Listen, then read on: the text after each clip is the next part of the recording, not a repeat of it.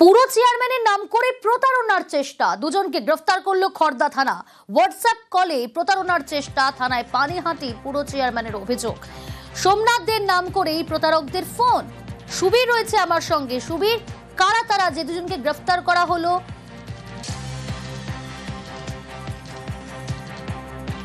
সুবীর, শোনা যাচ্ছে? খুব সম্ভবত যোগাযোগ বিচ্ছিন্ন হয়েছে, আমরা আবারও যোগাযোগ করার চেষ্টা করছি। পুরো চেয়ারম্যানের নাম করে প্রতারণার চেষ্টা, দুজনকে গ্রেফতার করলো খড়দা থানা। সুবীর দে রয়েছে আমার সঙ্গে টেলিফোন লাইনে। সুবীর, কারা তারা যারা পুরো চেয়ারম্যানের নাম করে প্রতারণার চেষ্টা করছিল? দেখো, ইতিমধ্যেই কিন্তু খড়দা থানার পুলিশ দুজনকে গ্রেফতার করেছে এবং গ্রেফতার করার পাশাপাশি তাদেরকে জিজ্ঞাসাবাদ করা হচ্ছে এবং করার পরে একদম তাদেরকে গ্রেফতার করা হয়েছে দত্তপুকুর থেকে এবং তাদেরকে ইতিমধ্যে কিন্তু ব্যারাকপুর আদালতে পাঠানো হয়েছে এবং সমস্ত বিষয় কিন্তু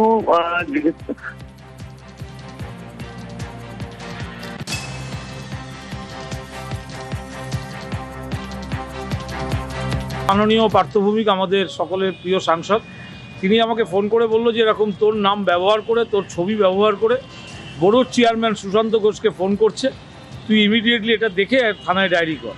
সঙ্গে সঙ্গে আমি দেখলাম এবং নাম্বারটাকে হোয়াটসঅ্যাপ কলে আমি দেখে নিলাম। দেখলাম যে হ্যাঁ, সত্যি আমার নাম্বার, মানে অন্য লোকের নাম্বার, আমার ছবি ডিপি ব্যবহার করছে। সঙ্গে সঙ্গে আমি খড়দা থানার আইসি সাহেবের সাথে কথা বলি এবং লিখিতভাবে আইসি সাহেব এবং সিপি সাহেবকে আমি জানাই যে ইমিডিয়েটলি এটার ব্যবস্থা গ্রহণ করবার জন্য, কারণ এটা নিয়ে আমরা সত্যি একটা ভীত সন্ত্রস্ত। অতএব সেক্ষেত্রে দাঁড়িয়ে আমি পুলিশ প্রশাসনের কাছে অনুরোধ করব, আপনারা সত্যিটা উদ্ঘাটন করে মানুষের কাছে নিয়ে আসুন। কোথাও পুলিশের চাকরির টোপ, কোথাও বন দফতরের চাকরির প্রতিশ্রুতি, আর তারপর কোটি কোটি টাকার প্রতারণার অভিযোগ। রাজারহাটে নারায়ণপুর এবং বাগুইয়াটি থেকে গ্রেফতার দুই।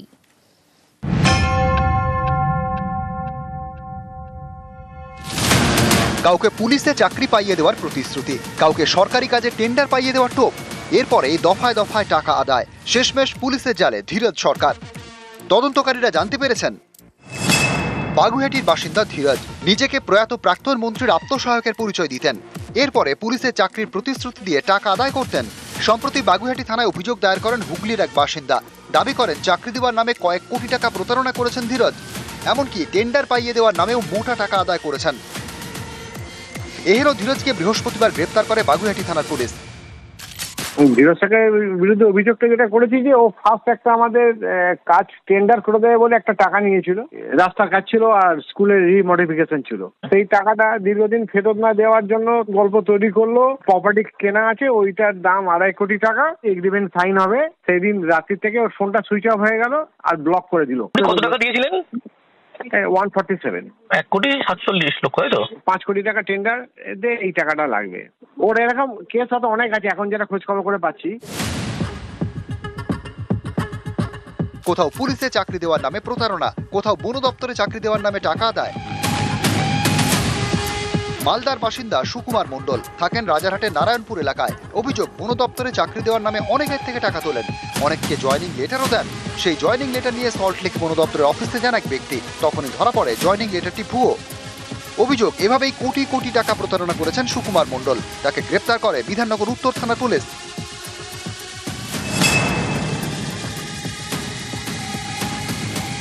বাঁকুড়ার বিষ্ণুপুর, এখানে আবার প্রাথমিক শিক্ষক পদে চাকরি দেওয়ার নামে লক্ষ লক্ষ টাকা হাতানোর অভিযোগ। নিশানায় সিথি থানার এএসআই অর্জুন সাহা।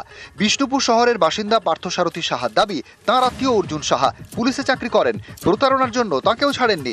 প্রাথমিক শিক্ষকের চাকরি পাইয়ে দেওয়ার নামে দফায় দফায় টাকা নেন। এভাবেই অনেকের থেকেই টাকা তুলেছেন, কিন্তু কেউই চাকরি পাননি।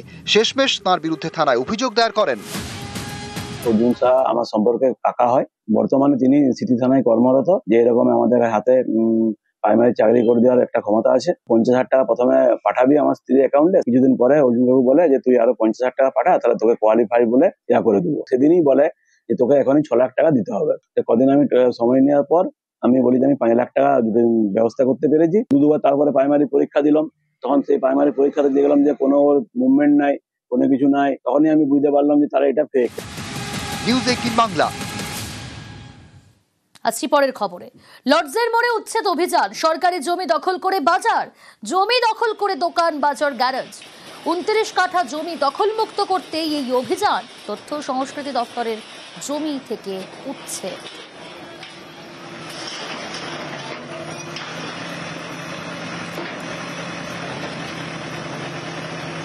চল্লিশ বছর আমার দোকান আছে, ঠিক আছে, সরকারের জায়গা আমরা করে খাচ্ছি। সরকার যখন আছে সরকার আমাদের বলবে তো, আমাদের কোনো নোটিশ দেওয়া হয়নি, আমাদের কোনো মুখস্থ বলা হয়নি যে তোমরা দোকান খালি করো। হঠাৎ এই জিনিস এরকম হয়। 20 বছর হ্যাঁ ভেড়ে নিয়ে দিল, কোনো নোটিশ না, কিছু বললো না, হঠাৎ এসে সব কিছু বের করেছি, কিছু ওইখানে সব নষ্ট হয়ে গেছে, কোনো নোটিশও দিল না, ভেঙে দিল।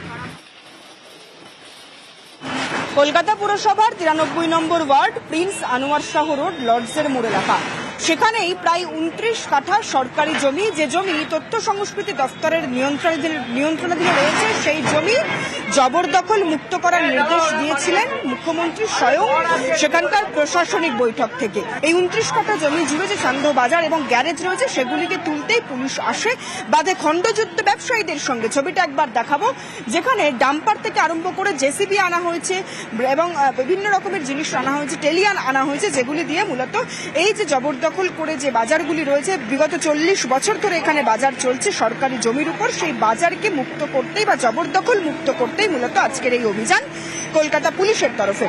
এবং অবশ্যই কলকাতা পুলিশের যখন এই অভিযান চলে, ঠিক তখনই ব্যবসায়ীদের তরফ থেকে আসে বাধা, এবং ব্যবসায়ীদের একাংশ বলতে শুরু করে কোনো রকম নোটিশ ছাড়াই পুলিশের তরফ থেকে এইভাবে বাজার তুলে দেওয়া হচ্ছে এবং বাজার দোকান ভেঙে দেওয়া হচ্ছে। যদিও পুলিশের বক্তব্য, যেহেতু ইতিমধ্যেই প্রশাসনিক বিভিন্ন স্তর থেকে এই ব্যবসায়ীদের কাছে নোটিশ দিয়ে জানানো হয়েছে যে জবরদখল মুক্ত করতে হবে এই জায়গা, সরকারি জায়গা দখল করে এইভাবে ব্যবসা চালানো যাবে না।